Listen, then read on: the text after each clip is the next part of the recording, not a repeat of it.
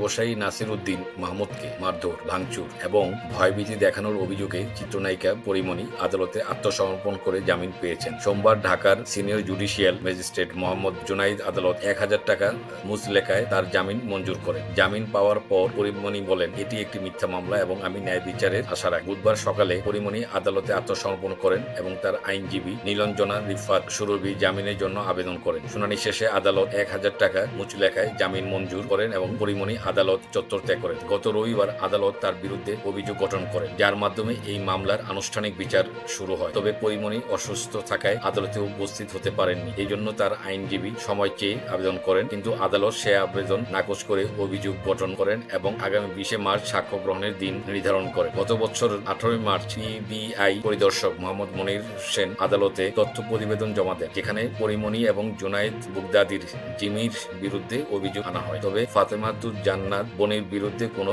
সুনির্দিষ্ট অভিযোগ প্রমাণিত হয়নি। পরীমনির বিরুদ্ধে আনা অভিযোগের মাধ্যমে উল্লেখ করা হয় যে ২০২১ সালের ৮ই জুন রাত ১১টার দিকে তিনি নাসির মাহমুদকে ফাঁদে ফেলে ঢাকার বোট ক্লাবের নিয়ম অমান্য করে মদ নিতে চেয়েছিলেন। মদ না পাওয়ার পর পরীমনি নাসিরকে হুমকি দেন এবং তার উপর শারীরিক আক্রমণ করেন। পরে বারের ভিতরে তাণ্ডব চালিয়ে গ্লাস ও কাচের বোতল ছুড়ে